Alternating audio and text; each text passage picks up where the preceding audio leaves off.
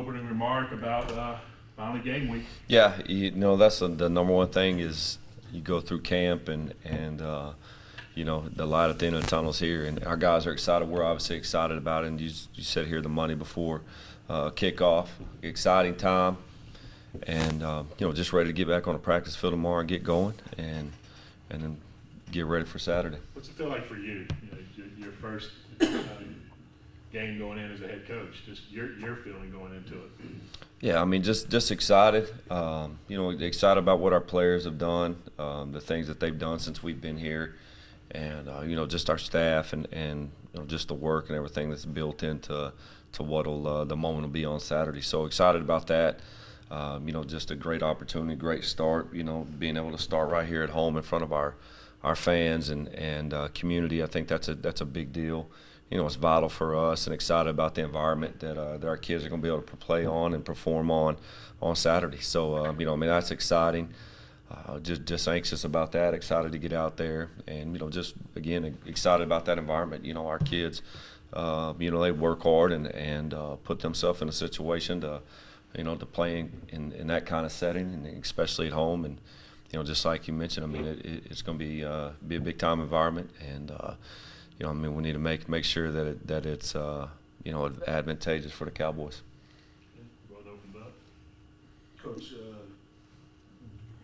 what do you know about Southern on the field? I know they bring a lot back as far as experience. What's the preparation been like, and what do you know about them? Yeah, I mean, as far as 17 returners back, 9 of those guys on the offensive side of the ball, pretty much every position in the 2 deep has a senior at it. Which is pretty rare. When you're able to coach on teams that have experience, I mean, that's valuable. It's very valuable to have that. I mean, so that's something they carry along with them. I mean, they're carried by that D line up front. Really starts with Champion right there in the middle, and then Lunkin at linebacker wearing number 1. I think those 2 guys are, they really set the tone on that side of the ball. Successful program. They've had success, coming off the season they had last year, being able to play in a championship game. On the offensive side of the ball, Lampke's a good quarterback. He's obviously a dual threat guy that can do multiple things with his feet and putting the ball in the air. So, they're a good football team. And, opening up with those guys, you've had an opportunity to, prepare for them. Kind of unlike any other game, just maybe an open week would be the only time you could compare that, where you get maybe multiple days of preparation. So, we're just continuing preparation for Saturday. I've studied Malzone and all those guys, and the thing that I can't, for the life of me, I can't understand, and it seems like it's the hardest thing that they're going to do if we're going to spread and all that, is the communication. The press box to the coach, to the receivers, to everything. You don't have to give any things away, but how in the world do you get it all done? Those 4 or 5 people that have to know it. Yeah, I mean, just it's no different than a team that's going to huddle up or whatever. I mean, you still got to communicate the play somehow, some way, whatever that is.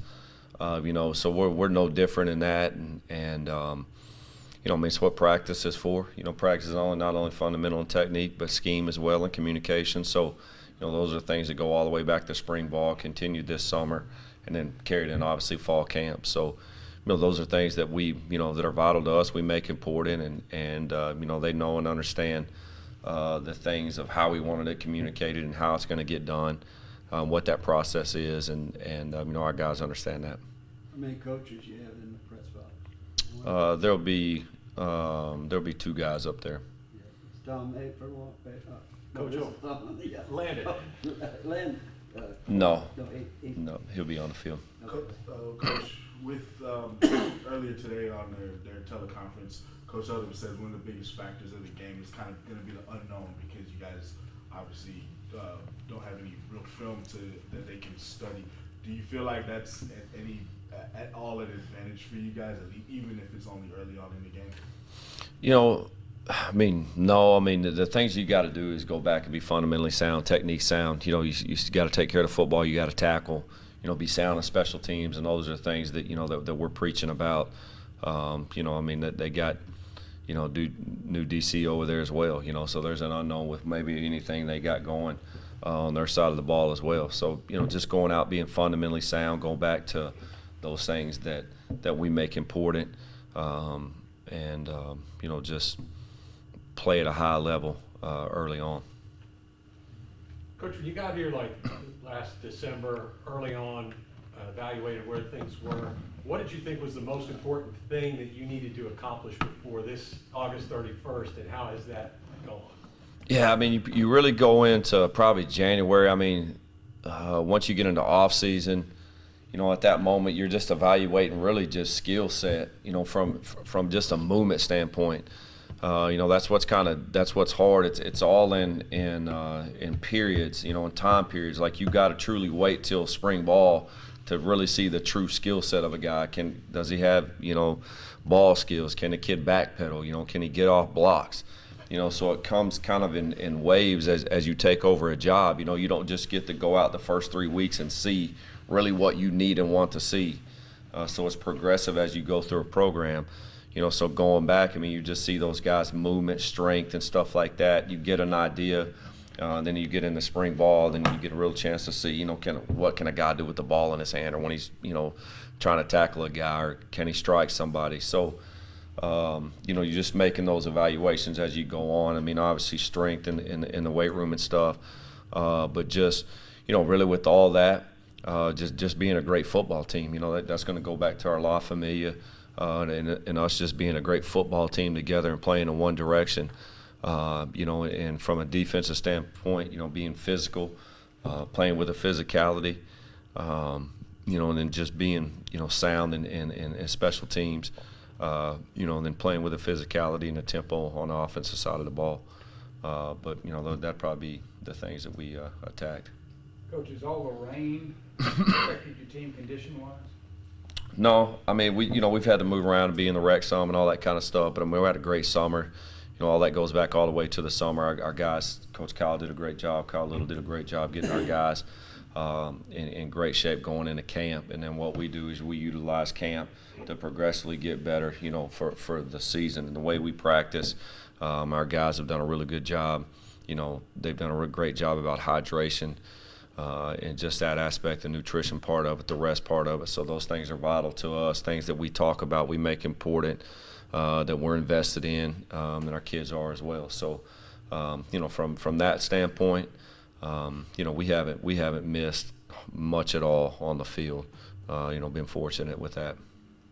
You can't, obviously you can't practice with 17 or 18,000 people. How do you prepare? Can you prepare for a type of atmosphere, with the band, the fans, everything like that that's going to happen Saturday? How do you approach that? Yeah, I mean, you can, you can do things as far as like music or noise that's just there, but be able to replicate that, I mean, you really can't. And just you got guys locked in and focused, playing in those kind of environments and things and coaching in them. As long as you're locked in and doing the things that you need to do, it can obviously, be minimal with regardless of what's going on in the stands. This, I'm not familiar with this, the spread and everything, and everybody that I've talked to or got any information from says that you have to practice. And you practice, and you got your with the spread and all of that, and you got to go out and practice, and you got to practice it the whole practice stuff. Yeah. I mean,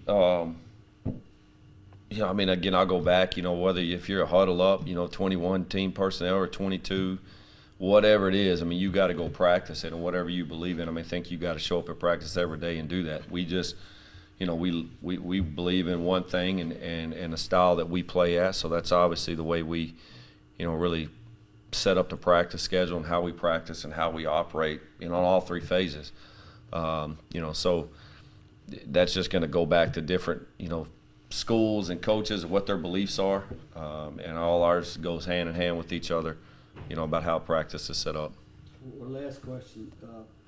do y'all do the RPOs and everything in addition to the spread that you're doing and actually the options? You have Yeah. Options in there? Yeah, we do. Yeah, we do some of that stuff. You know, we do some of that stuff. So yeah, I mean, it's part of what we do. Okay. With it's been a lot of rain. Do you feel the team will be ready if there is rain on Saturday night? And also, I know you guys practice mostly on the grass. Do you feel like there'll be will there be any big adjustment or small adjustment to playing on the turf on Saturday? No, I mean the thing that with these kids, I mean it's an adjustment for them to practice on turf more than it is for them to go play on or practice on grass rather than go play on turf. You know, they've grown up. Most of these kids are playing on turf, so they're used to it. I mean, it's nothing that concerns us. We've been on the turf a few times, so you know they've had their cleats in the turf and all that kind of good stuff. It's not gonna rain. There you go. That's what Meteorologist Johnny Simon. No, that's what they said. Yeah. You run a spread, but that's not just to throw the ball every day. You run the ball quite a bit. I mean, a lot. Yeah.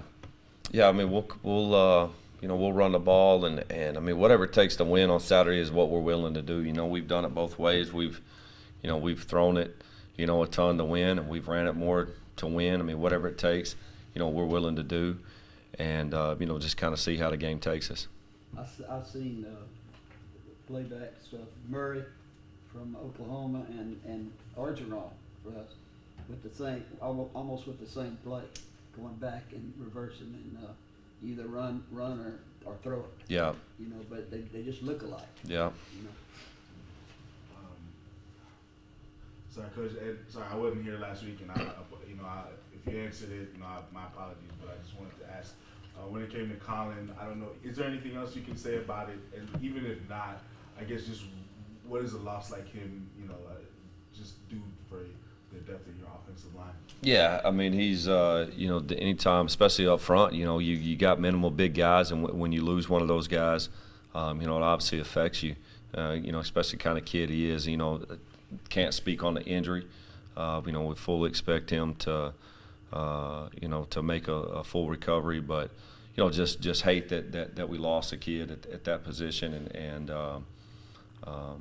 depth wise and all that, but just excited about his recovery.